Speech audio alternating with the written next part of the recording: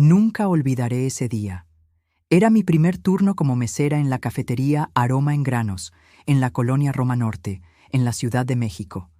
Yo había llegado con los nervios a flor de piel, tratando de respirar profundo mientras acomodaba las charolas con pan dulce, conchas, orejas y cuernitos recién horneados.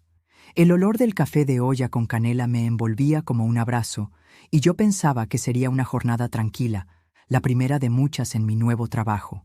Sin embargo, el destino me tenía preparada una prueba que jamás imaginé. Todo cambió en el momento en que él entró. Su nombre era Fabrizio Duarte, un empresario de construcción que se movía por la ciudad con la soberbia de quien cree que todo le pertenece. Decían que era arrogante, que trataba mal a la gente, que nadie se atrevía a enfrentarlo. Lo confirmé en cuanto puso un pie en la cafetería. El ambiente se tensó de inmediato. Los clientes bajaron la voz, los empleados evitaron mirarlo a los ojos, y hasta la música de fondo parecía apagarse. Yo lo observaba a distancia, hasta que vi cómo se acercó al mostrador donde Carmen, nuestra barista de más de 50 años, lo atendía como siempre, con respeto y paciencia. Él, con un gesto calculado, empujó el azucarero hacia el borde y lo dejó caer al piso. El vidrio se hizo pedazos, y los granos de azúcar se esparcieron como si fueran sal sobre una herida abierta. Con tono cruel, ordenó a Carmen que recogiera todo del suelo con la boca, como si fuera un animal. La cafetería entera quedó en silencio. Carmen temblaba, tratando de agacharse para juntar los cristales y el azúcar con las manos. Sus ojos se llenaron de lágrimas, y yo sentí que algo ardía dentro de mí. No podía aceptar aquella humillación. Él, mientras tanto, reía satisfecho, disfrutando de la vergüenza ajena. Decía en voz alta que nosotros, los trabajadores, habíamos nacido para servir y que no valíamos nada en comparación con él, que tenía dinero y poder. Vi entonces cómo un trozo de vidrio cortó la mano de Carmen. Un hilo de sangre empezó a mezclarse con el azúcar en el suelo. Ella apretaba los labios para no quejarse mientras seguía obedeciendo a aquella orden degradante. Fue en ese momento cuando comprendí que no podía quedarme callada. Era mi primer día. Sabía que podía perder el empleo si me metía, pero algo más fuerte que el miedo me impulsó a actuar. Avancé con pasos firmes y le pregunté, con voz clara, si necesitaba algo más. Él me miró sorprendido, como si no pudiera creer que una novata se atreviera a hablarle. Me respondió que lo que necesitaba era que aprendiéramos a trabajar y que Carmen terminara de limpiar la suciedad que había provocado. Entonces tuve el valor de decirle que ella no había ensuciado nada, que había sido él quien tiró el azucarero. La cafetería se paralizó. Marco, el gerente, abrió los ojos con terror. Los estudiantes que trabajaban en sus laptops levantaron la cabeza para mirar. Carmen detuvo sus movimientos y me observó como si yo hubiera enloquecido. Nadie jamás había contradicho a ese hombre en público. El rostro de Fabrizio se tornó rojo, las venas se marcaron en su cuello y se acercó tanto que pude sentir su respiración pesada. Dijo que yo no sabía con quién hablaba, que un solo telefonazo bastaba para destruir mi vida, para hacer que no volviera a trabajar jamás en la ciudad. Yo sentí un escalofrío recorrer mi espalda, pero mantuve la postura y respondí con firmeza que podía intentarlo. En ese instante comprendí que había cruzado un límite del cual ya no había regreso. Había desafiado al hombre más temido de la cafetería y quizá de toda la colonia. No sabía cuáles serían las consecuencias, pero sí sabía algo con absoluta claridad. No iba a permitir que nadie pisoteara la dignidad de mis compañeros frente a mí. Ese fue el inicio de una guerra que marcaría mi vida para siempre. No pasó ni un día antes de que la tormenta regresara. Yo había pasado la noche sin dormir, pensando en lo que había hecho. Sabía que enfrentar a Fabrizio Duarte no era cualquier cosa. Los empleados me miraban con una mezcla de admiración y miedo, como si yo hubiera cometido una locura que podía costarnos caro. Y, en el fondo, yo también lo sabía.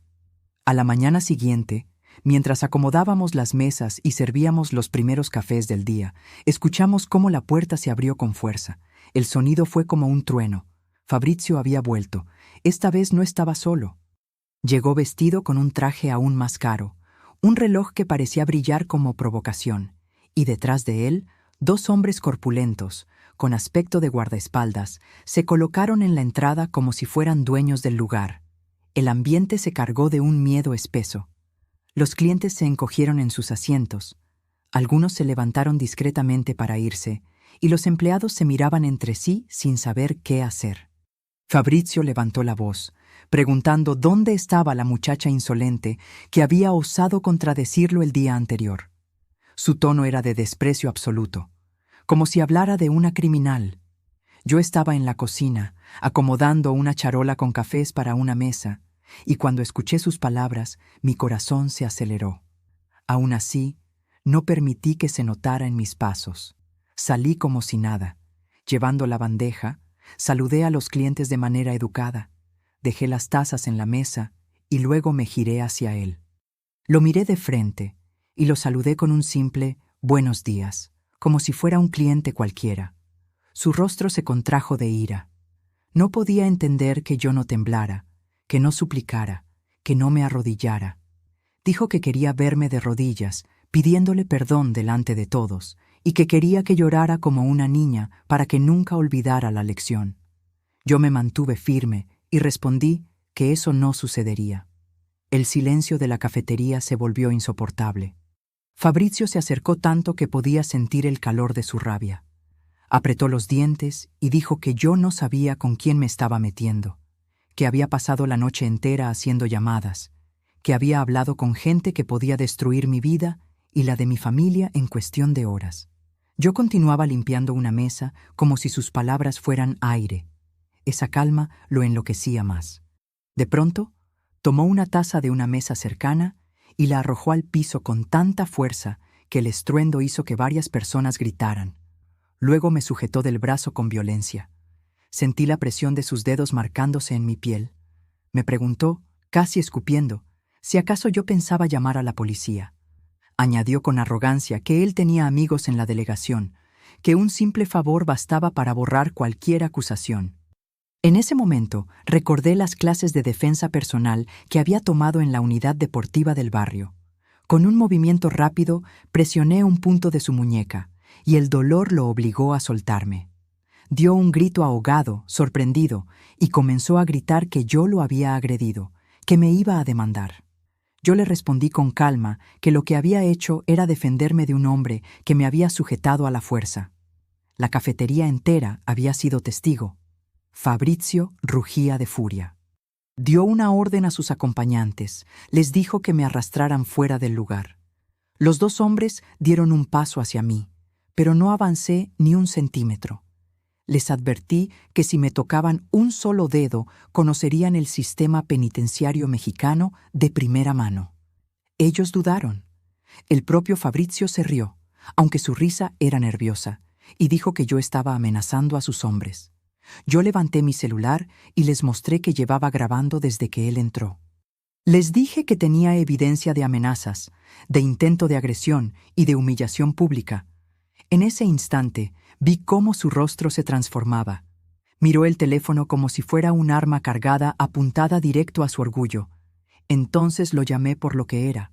Le dije que un hombre que necesita humillar a los trabajadores para sentirse poderoso es un cobarde, que un hombre que trae guardaespaldas para intimidar a una mujer es un cobarde, que un hombre que grita porque no tiene argumentos es un cobarde. Cada palabra lo hería más que un golpe. Los clientes empezaron a murmurar, algunos levantaban discretamente sus celulares para grabar. Su reputación, la imagen de hombre intocable, comenzaba a resquebrajarse frente a mis ojos, y yo entendí que ya no había marcha atrás. Había declarado una guerra abierta contra Fabrizio Duarte.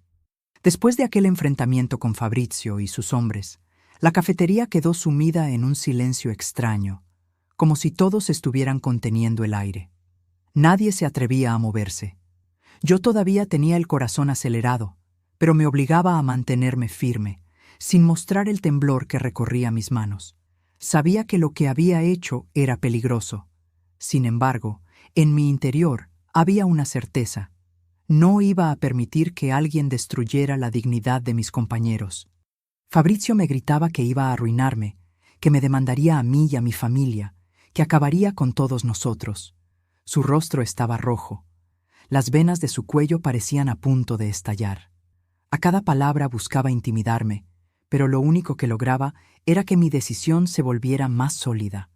Me di cuenta de que su poder dependía del miedo que generaba, y en el momento en que alguien no se doblaba frente a él, todo su castillo de arrogancia comenzaba a tambalearse.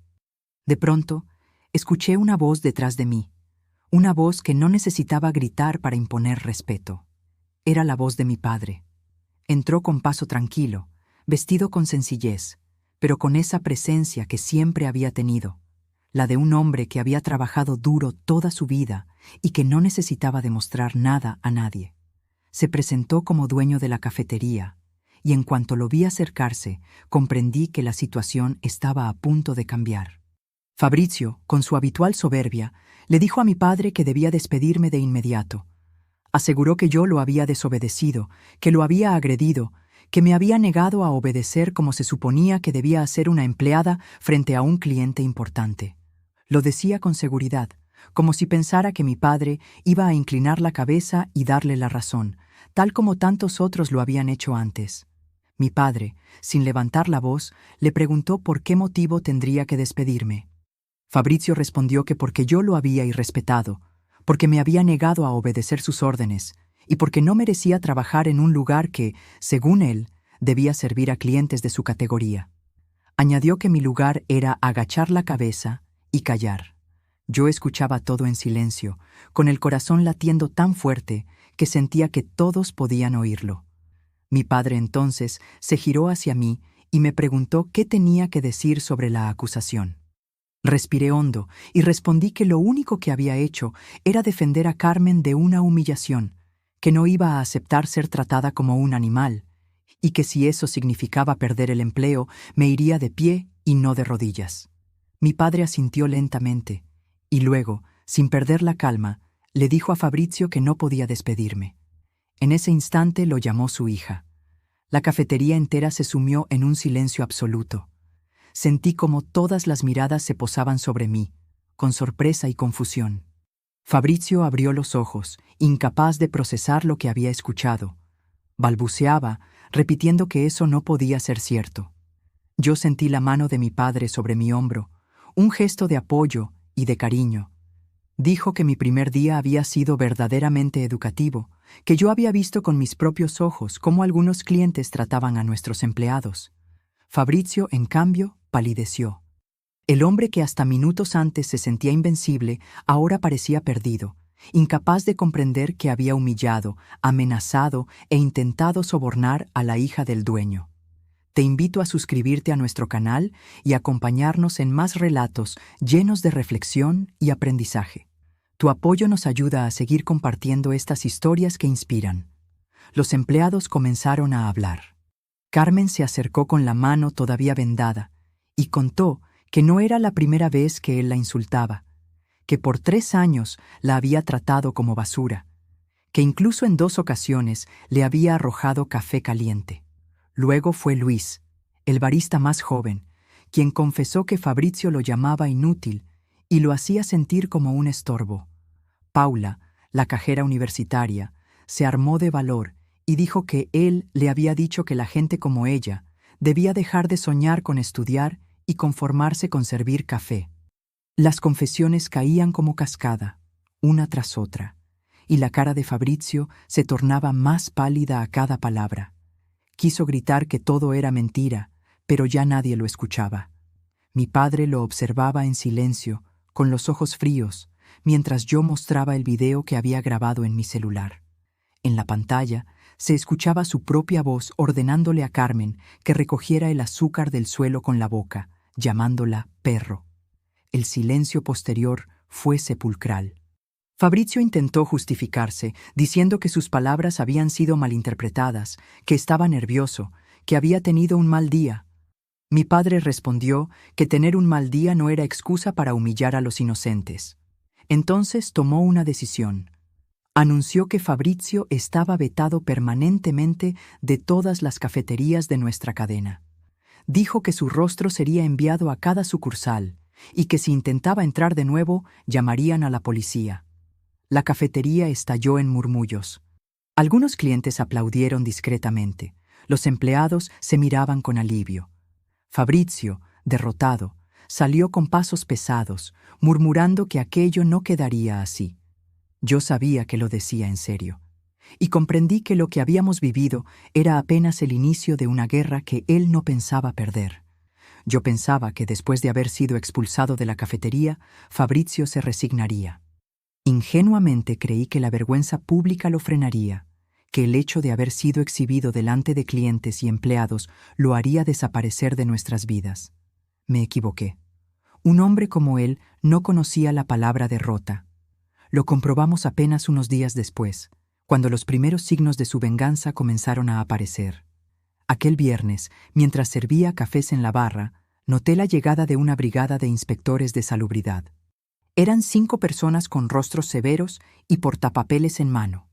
Dijeron que habían recibido denuncias anónimas sobre irregularidades graves en la cafetería y que debían revisarlo todo.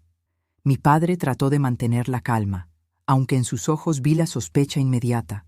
Aquello no era una inspección común, era una persecución orquestada.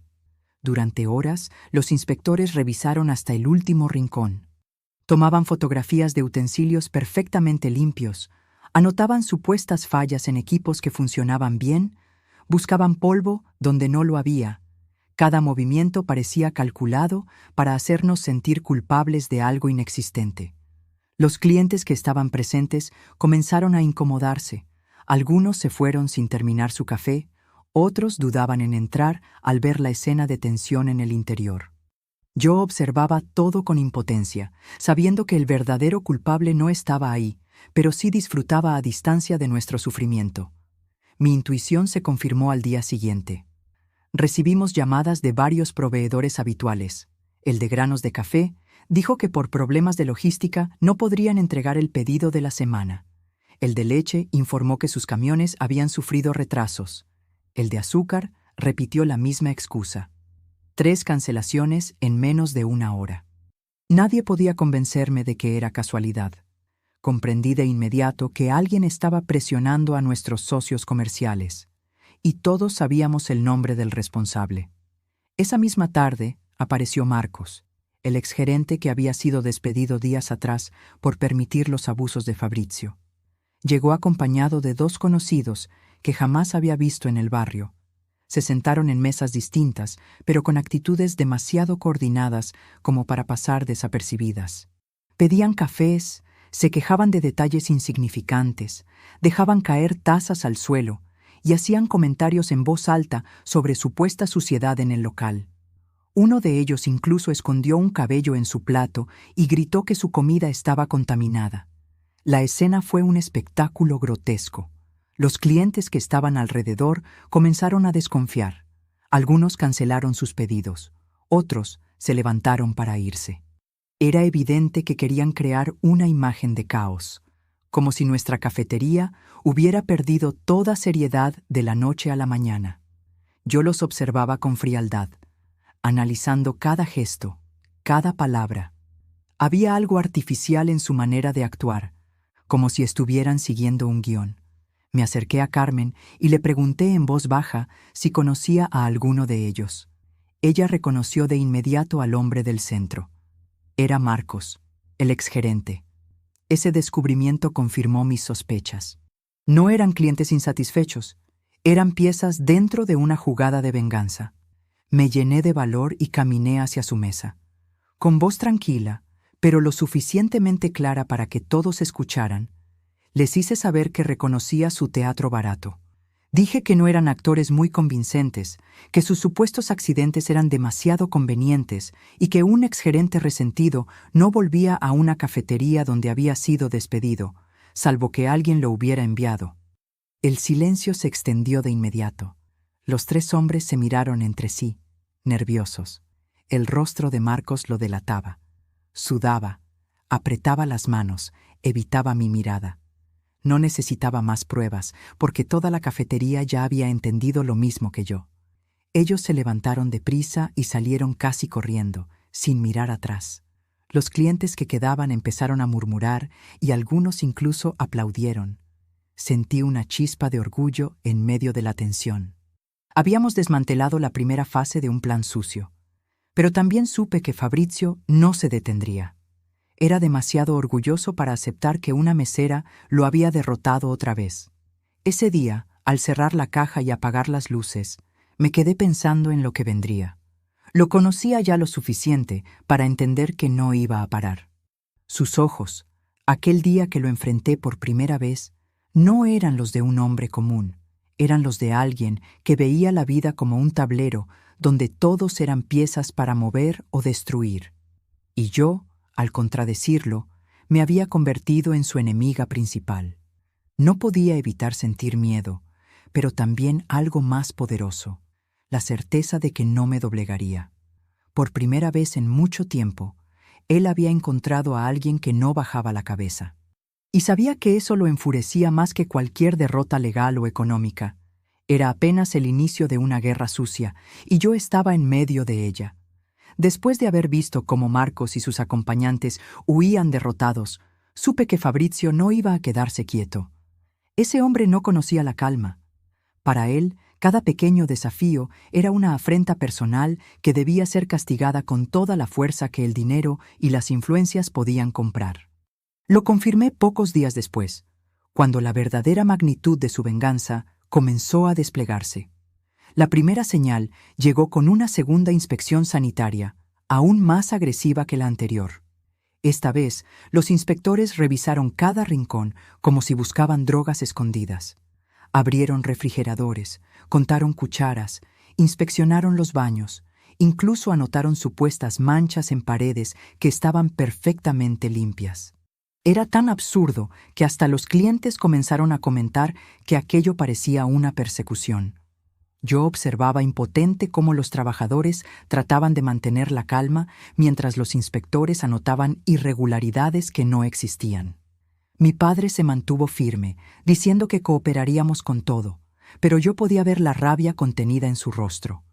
Ese mismo día comenzaron a fallar los suministros. El proveedor de leche llamó para cancelar otra entrega, diciendo que había problemas de transporte.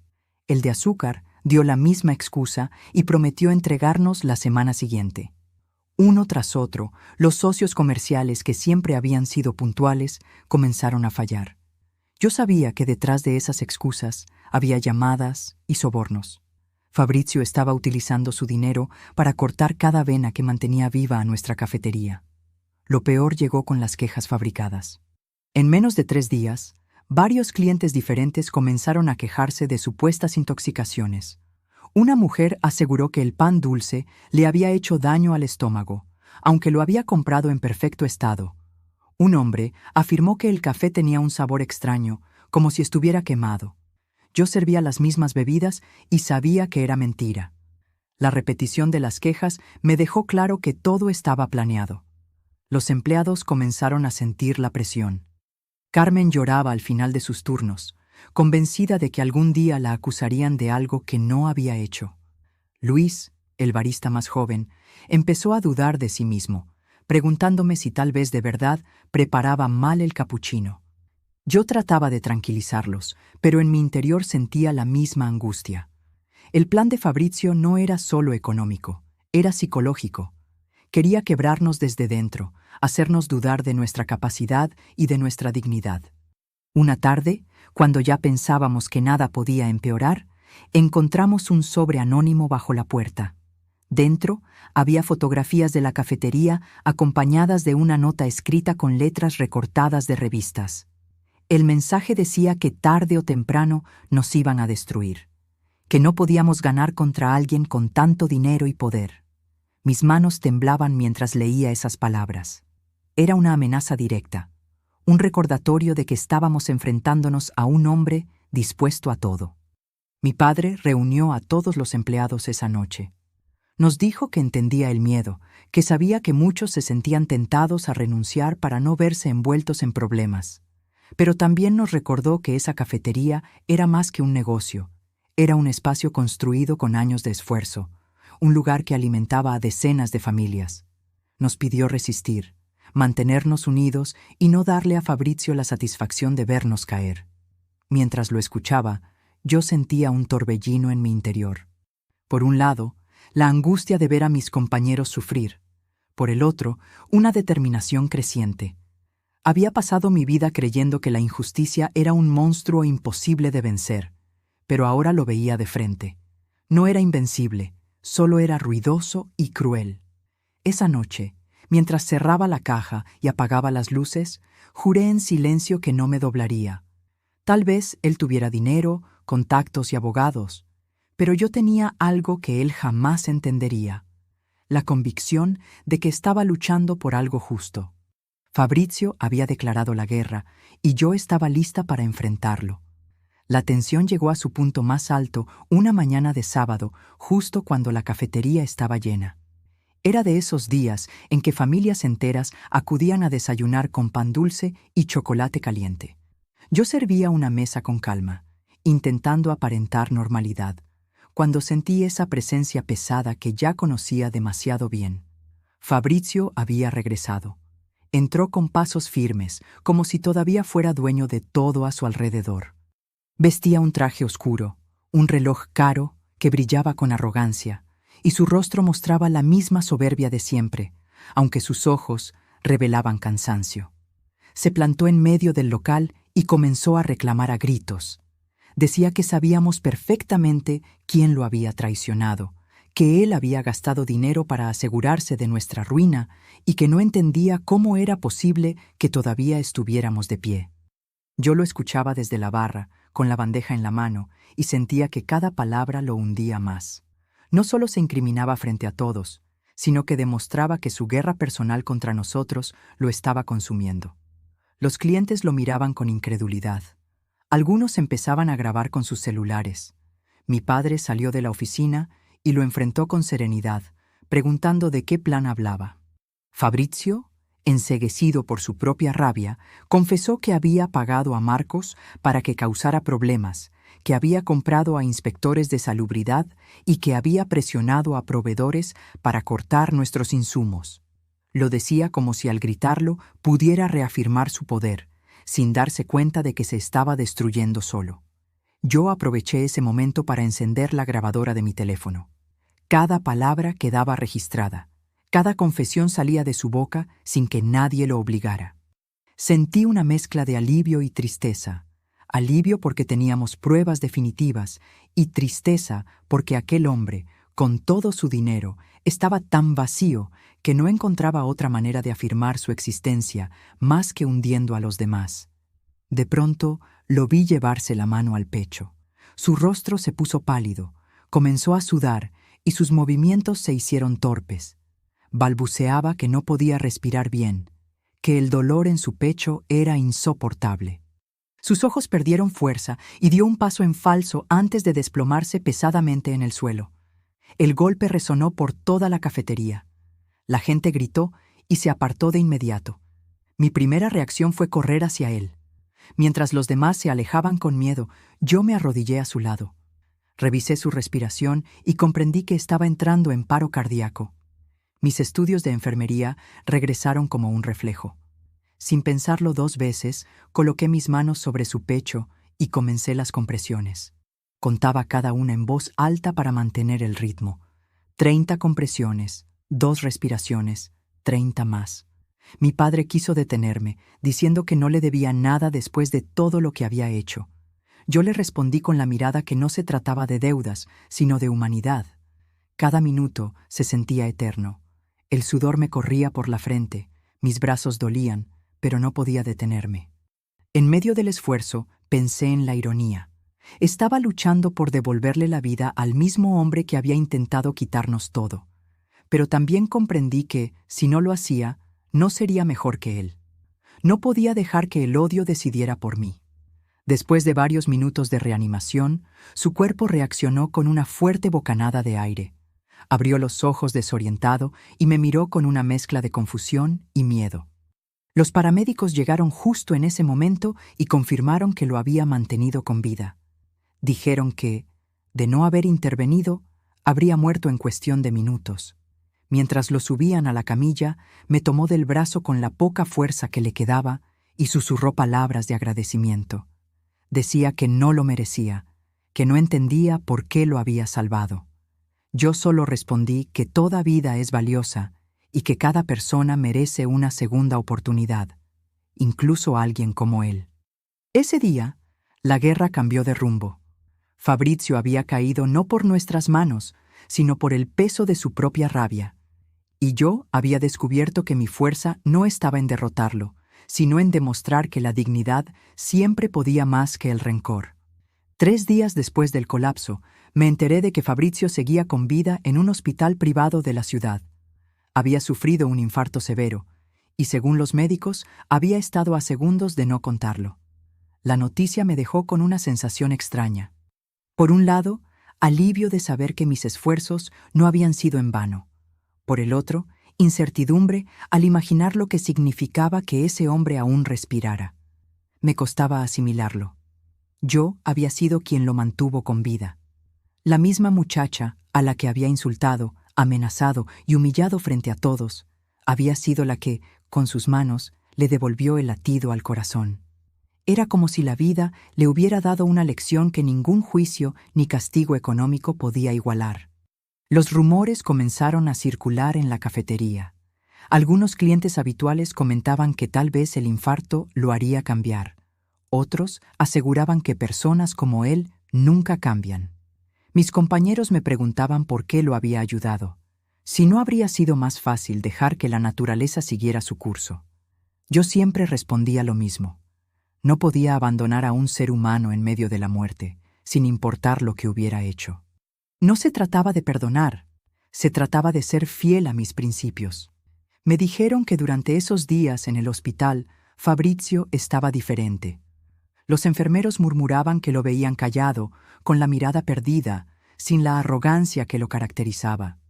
El médico que lo atendía aseguró que estaba confundido, como si su cuerpo debilitado hubiera derrumbado también las murallas de soberbia que lo rodeaban. Un par de días después, mi padre recibió una visita inesperada. El abogado de Fabrizio se presentó con documentos en mano. Traía instrucciones claras: retirar todas las demandas en curso contra nuestra cafetería, detener cualquier proceso legal y preparar cartas de disculpa formal. Cuando mi padre nos reunió para contarnos, los empleados no podían creerlo. Algunos pensaban que era otra estrategia, una maniobra para limpiar su imagen. Yo, en silencio, sospechaba que la cercanía con la muerte le había mostrado una verdad que antes se negaba a aceptar. Aún así, me resistía a la idea de confiar. Recordaba la furia en sus ojos, la manera en que había utilizado su dinero como arma, la satisfacción con la que intentó destruirnos. Pero también recordaba la fragilidad de su cuerpo en mis brazos, el jadeo desesperado mientras yo intentaba reanimarlo, la gratitud en sus labios cuando recuperó la conciencia. Era como si existieran dos hombres dentro de él, el tirano acostumbrado a dominar y el ser humano que apenas empezaba a despertar. Cuando supe que había pedido verme, sentí un nudo en el estómago. No estaba segura de querer estar frente a él tan pronto. Temía que intentara manipularme, que su arrepentimiento fuera solo fachada, pero también tenía la necesidad de escuchar lo que tenía que decir. Así que acepté. Entré en su habitación un par de días más tarde. El ambiente olía a desinfectante. Las máquinas emitían pitidos suaves y él estaba recostado, mucho más delgado, con el rostro demacrado y el cabello despeinado. No parecía el hombre arrogante que había llegado con escoltas a la cafetería. Se veía frágil, casi roto. Me miró en silencio durante unos segundos y luego bajó la cabeza, como si no supiera cómo sostener mi mirada. Dijo que estaba confundido, que nunca había sentido algo parecido en su vida, que no entendía cómo alguien a quien había tratado con tanto desprecio podía haberlo salvado. Sus palabras me llegaron con un peso que no esperaba. Por primera vez, no hablaba como un hombre poderoso, sino como un ser humano desnudo de máscaras. Escucharlo me removió por dentro. No era un perdón lo que yo esperaba, ni tampoco agradecimiento. Lo que me sorprendía era esa grieta abierta en su armadura, esa vulnerabilidad que revelaba un inicio de transformación. No sabía si sería real o si se desvanecería con el tiempo, pero lo cierto era que algo había cambiado. Salí del hospital esa tarde con la mente agitada. No podía dejar de pensar en lo que había visto. Un hombre debilitado por su propia arrogancia, confrontado con la única verdad que el dinero no podía comprar, la de la fragilidad de la vida. Y comprendí que de alguna manera la guerra entre nosotros había tomado un rumbo inesperado. Ya no era yo contra su poder, sino él contra sí mismo. Los días siguientes fueron una sorpresa constante. Yo había imaginado que, después del hospital, Fabrizio volvería a su arrogancia habitual en cuanto recuperara fuerzas. Sin embargo, poco a poco, comenzaron a llegar noticias que indicaban lo contrario. Su abogado regresó con más documentos. Renuncias voluntarias a contratos, confesiones firmadas de los sabotajes que había realizado e incluso transferencias destinadas a resarcir a los proveedores y empleados que había dañado. Cuando mi padre me mostró aquellas hojas, me quedé en silencio, sin saber qué pensar. Por un lado, sentía alivio al ver que se hacía justicia sin necesidad de un tribunal. Por el otro, mi mente se resistía a aceptar que aquel hombre pudiera transformarse tan de repente. Era como ver un terremoto que había arrasado con todo y de pronto descubrir flores creciendo entre las ruinas. Mis compañeros reaccionaban con incredulidad. Carmen, la barista que había sufrido tantas humillaciones, lloró al enterarse de que recibiría una compensación económica. Luis, el más joven, dijo que por primera vez sentía que su voz había valido la pena. Paula, la cajera universitaria, me confesó que aún temía que todo fuera un montaje para limpiar su nombre. Yo, aunque compartía sus dudas, no podía ignorar lo que había visto en los ojos de Fabrizio en el hospital. Esa mezcla de vulnerabilidad y gratitud que no parecía fingida. Un día, mientras organizaba la barra, recibimos una visita inesperada. Era Roberto, mi padre, cargando una cesta de frutas. Venía del hospital, donde había pasado un par de horas junto a Fabrizio. Me contó que lo había encontrado diferente, que le habló con humildad, que pidió perdón sin rodeos ni excusas. Dijo que por primera vez lo había escuchado reconocer que estaba equivocado, no por miedo a perder dinero o prestigio, sino porque había comprendido la magnitud del daño que había causado. Esa misma noche no pude dormir. Me quedé pensando en lo que significa realmente cambiar. ¿Podía un hombre acostumbrado a humillar durante décadas transformarse de un día a otro? ¿O sería simplemente un remordimiento pasajero, fruto del miedo a la muerte? Recordé mis clases de enfermería, cuando los profesores hablaban de pacientes que, después de sobrevivir a un infarto, reconsideraban sus prioridades. Tal vez eso era lo que le estaba pasando a Fabrizio. La cercanía con el final le había mostrado que la riqueza no servía de nada si no había paz en el corazón. Pasaron unas semanas y llegó el momento en que Fabrizio salió del hospital. No lo hizo con la pompa que solía rodearlo. No había escoltas ni autos de lujo esperándolo. Salió en un vehículo sencillo acompañado de su abogado. Vestía ropa común, sin la ostentación que lo caracterizaba. Ese gesto, aunque pequeño, me pareció simbólico. Era como si estuviera dejando atrás la coraza de poder que siempre usaba para imponerse. Unos días después, apareció en la cafetería. No entró gritando ni exigiendo como antes. Esta vez empujó la puerta con timidez, saludó en voz baja y pidió hablar con todos. Nos reunió en una mesa del fondo y colocó un sobre encima. Dentro había comprobantes de transferencias, cartas de disculpa y hasta un cheque destinado a cada trabajador.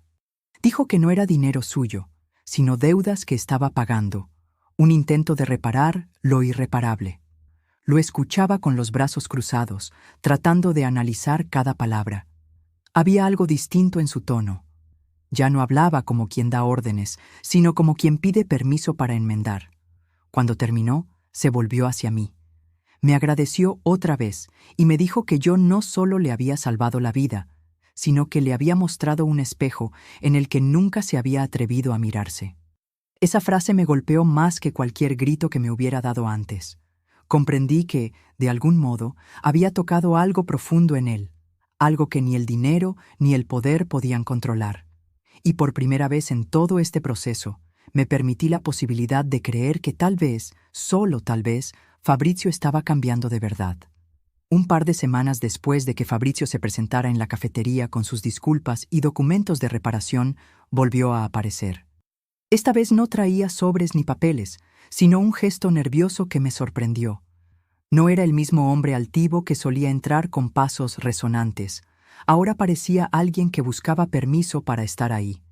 Se acercó a mi padre primero, con respeto, y pidió unos minutos conmigo a solas. Acepté, aunque confieso que lo hice con cautela. Lo seguimos hasta una mesa apartada, y él sacó un último sobre de su saco. Dijo que quería hablarme de un proyecto distinto, algo que había nacido en los días de hospital, cuando tuvo tiempo para reflexionar sobre su vida. Contó que había decidido vender gran parte de sus propiedades, liquidar inversiones y desprenderse de lujos que ya no significaban nada. Con esos recursos, había creado una fundación a la que llamó Segunda Oportunidad. Yo lo escuchaba con el ceño fruncido, intentando entender si hablaba en serio o si era parte de una estrategia para mejorar su imagen. Explicó que la fundación tenía un único objetivo: apoyar a trabajadores que sufrían abusos laborales. Quería brindar asistencia psicológica, asesoría legal y programas de recolocación para quienes habían sido maltratados o despedidos injustamente. Todo ello financiado con la mitad de su fortuna. Me costaba asimilarlo. Un hombre que hasta hacía poco disfrutaba humillando a camareros, meseros y empleados, ahora aseguraba que quería dedicar su riqueza a protegerlos. Pero lo que más me desconcertó fue lo que dijo después, que deseaba que yo fuera la directora de ese proyecto. Según él, yo tenía lo que él nunca había tenido: carácter y sensibilidad para liderar sin destruir. Recordó que estudié enfermería, que también estaba en formación administrativa, y que mi experiencia enfrentando su abuso me daba autoridad moral para encabezar la iniciativa. En ese instante, sentí una mezcla de emociones contradictorias. Una parte de mí quería rechazarlo de inmediato, pensando que era absurdo aceptar una oferta que venía de alguien que había intentado arruinar mi vida. Pero otra parte, más profunda, reconocía el peso de la oportunidad. Si esa fundación llegaba a funcionar, miles de trabajadores podrían recibir ayuda real, algo que en México pocas veces se ofrece a quienes sufren injusticias laborales. Me dijo que no se trataba de caridad ni de gratitud exagerada, sino de reconocimiento. Aseguró que yo era la única persona en la que confiaba para asegurarse de que el dinero no se desviara, de que el propósito se cumpliera. Al escucharlo, percibí algo en su voz que no había escuchado nunca: humildad. Guardé silencio un buen rato. Pensaba en Carmen, que había aguantado años de maltratos en silencio; en Luis, que casi perdió la confianza en sí mismo; en Paula, que había llorado de impotencia al ser llamada inútil solo por estudiar. Si esa fundación realmente se consolidaba, tal vez podríamos convertir todo el dolor en algo constructivo. Le dije que necesitaba tiempo para reflexionar. Fabrizio asintió con calma, aceptando que no podía presionarme. Antes de levantarse, me aseguró que, pasara lo que pasara, él seguiría adelante con la fundación. Era su manera de devolver algo de lo que había tomado y su forma de asegurarse de que la lección que recibió no quedara en palabras vacías. Esa noche, cuando cerramos la cafetería, me quedé pensando en lo extraño que era todo. Nunca hubiera imaginado que mi primer día como mesera terminaría llevándome a una guerra con un millonario, ni mucho menos que ese mismo hombre terminaría pidiéndome liderar el proyecto más humano de su vida. El destino, pensé, tiene una forma peculiar de mostrar que incluso las historias más oscuras pueden transformarse en caminos de luz. Nunca pensé que vería a Fabrizio Duarte usando un mandil sencillo, fregando pisos y lavando platos en nuestra cafetería. Pero sucedió. Una mañana llegó sin escoltas ni trajes caros, vestido con una camisa común y unos pantalones de tela gastada. Saludó con respeto y le pidió a mi padre que lo dejara colaborar como voluntario, que necesitaba aprender lo que era trabajar de verdad. Mi padre, sorprendido, aceptó con condiciones muy claras. Debía empezar desde abajo, igual que cualquier empleado, sin privilegios ni excepciones. Al principio todos lo observaban con desconfianza.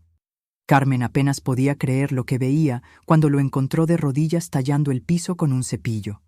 Luis lo miraba de reojo, esperando la mínima señal de burla o arrogancia. Paula mantenía su distancia, convencida de que aquello era solo un teatro para limpiar su imagen. Yo misma lo observaba con cautela, lista para detectar cualquier gesto de soberbia disfrazada. Pero lo que sucedió en los días siguientes fue distinto. Fabrizio llegaba puntual a las 6 de la mañana, se ponía el mandil y pedía instrucciones. Si había que limpiar baños, lo hacía sin quejarse. Si tocaba cargar costales de café, soportaba el dolor en la espalda sin soltar un insulto. Lavaba tazas, acomodaba sillas, sacaba la basura. A veces su torpeza era evidente. Rompía un vaso al intentar secarlo o tardaba demasiado en pasar la escoba, pero lo hacía con una seriedad que desconcertaba a todos. Vi cómo sus manos, acostumbradas al lujo, comenzaron a llenarse de callos. Escuché cómo su respiración se agitaba después de horas de trabajo físico al que nunca había estado expuesto. Hubo días en que lo vi con los ojos enrojecidos, claramente agotado, pero sin pedir descanso. Era como si necesitara sufrir ese proceso para purgar sus culpas, como si cada piso tallado fuera una forma de limpiar las heridas que había dejado en otros. Mis compañeros, poco a poco, comenzaron a cambiar su percepción.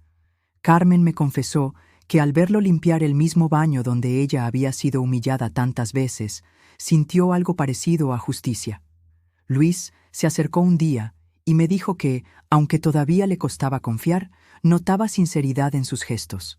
Incluso Paula, la más escéptica, admitió que nadie podía fingir tanto tiempo con tanta disciplina. Yo lo observaba en silencio, evaluando cada detalle. En los descansos lo encontraba sentado en un rincón, tomando agua simple, sin hablar de negocios ni presumir contactos. A veces parecía perdido en sus pensamientos, como si estuviera procesando todo lo que había dejado atrás.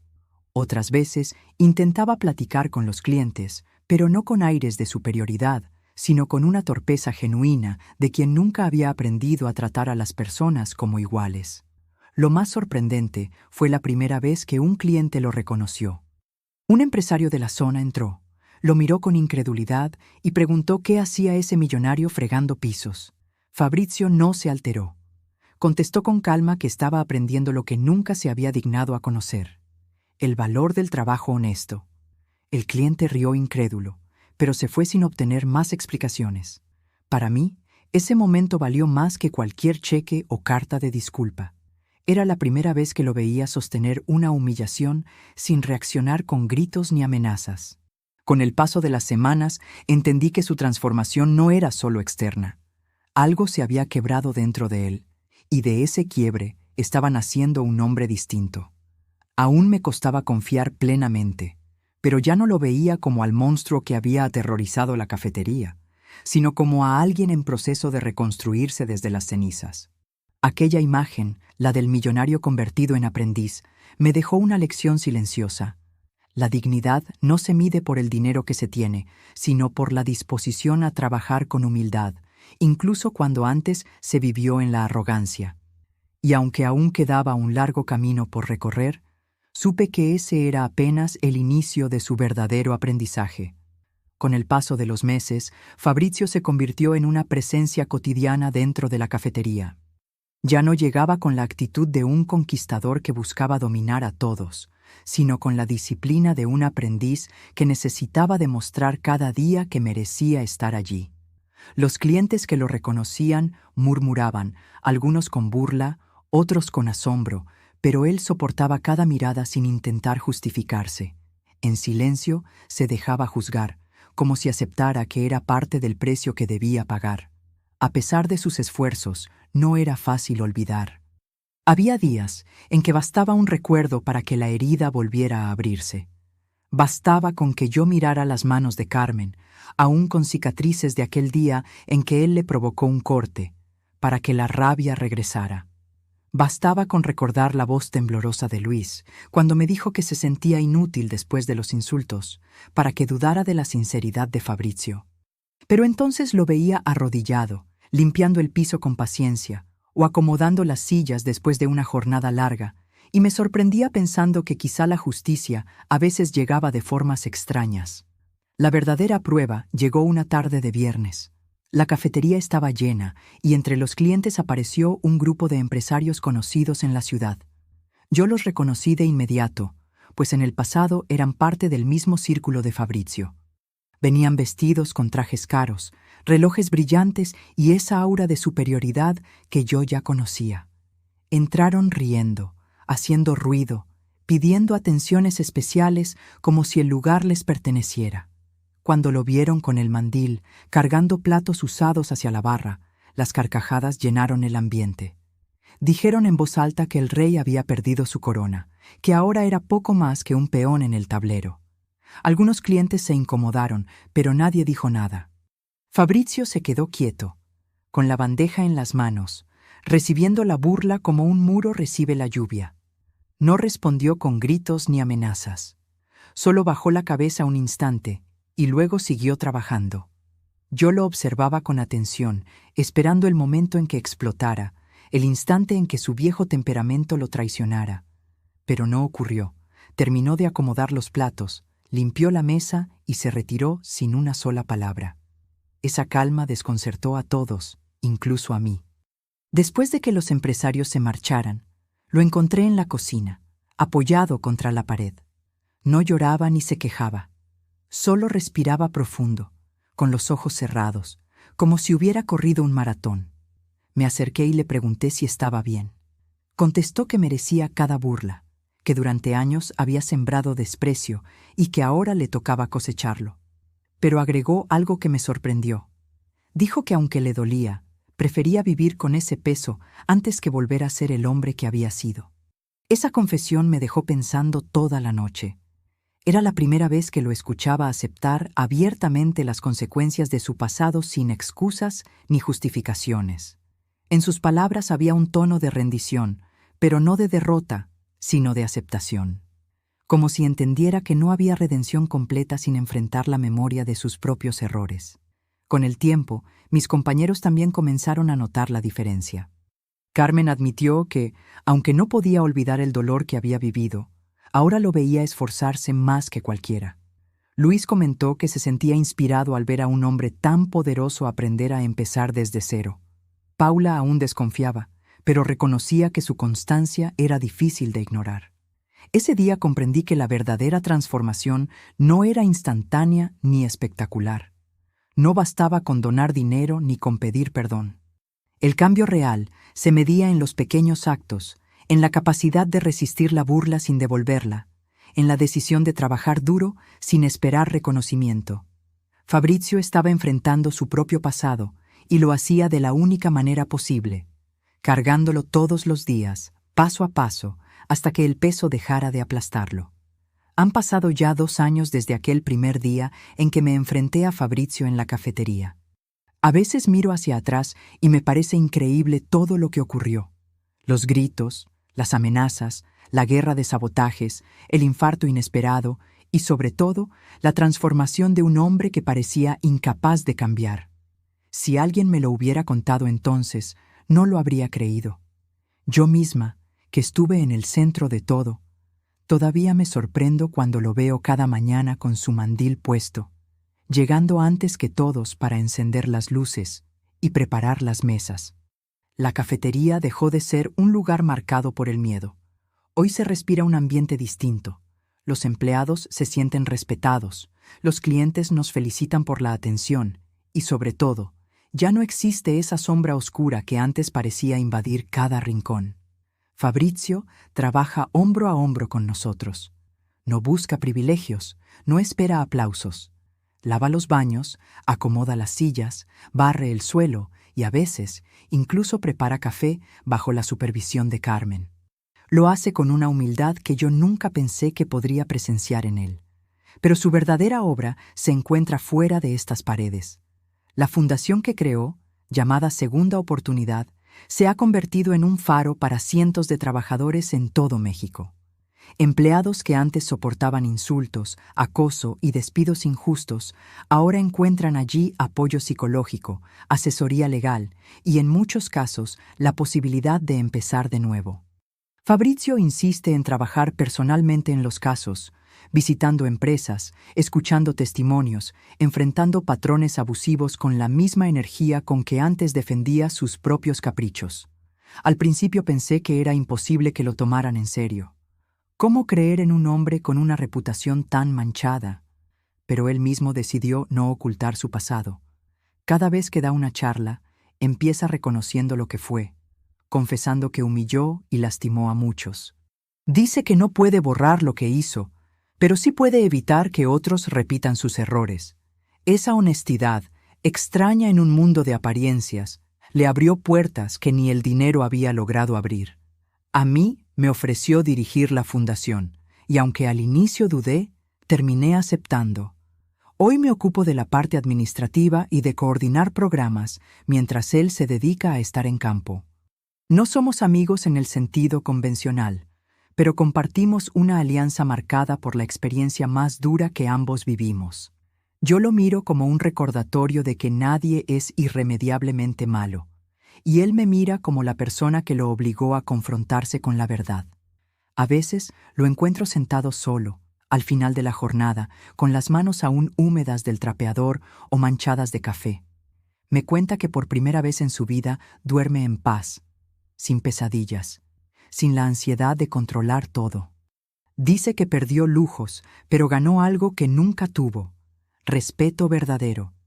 Ya no el respeto impuesto por miedo, sino el que nace de la coherencia entre las palabras y los actos. Yo también aprendí en este camino. Descubrí que la dignidad no se defiende solo con discursos, sino con decisiones firmes frente a la injusticia. Entendí que incluso los más poderosos pueden caer y que el valor de una voz sincera puede ser más fuerte que el grito más amenazante. Pero, sobre todo, confirmé que nadie está exento de una segunda oportunidad. Cuando cierro la cafetería por las noches y veo a Fabrizio salir cargando bolsas de basura, pienso en la ironía de la vida. El millonario que antes usaba su dinero como arma, ahora se levanta antes del amanecer para servir café y ayudar a desconocidos a recuperar su dignidad. Y yo, la mesera novata que lo enfrentó sin saber lo que vendría después, hoy soy testigo de que el cambio es posible, aunque llegue en las formas más inesperadas. Así terminó nuestra guerra, no con vencedores ni vencidos, sino con una lección que jamás olvidaré. Comprendí que la verdadera grandeza no está en hacer sentir pequeños a los demás, sino en reconocer la humanidad de cada persona. Y esa lección me acompañará siempre. La vida, incluso en sus capítulos más oscuros, siempre ofrece una segunda oportunidad. Si esta historia tocó tu corazón, te invito a suscribirte a nuestro canal y acompañarnos en más relatos llenos de reflexión y aprendizaje. Tu apoyo nos ayuda a seguir compartiendo estas historias que inspiran.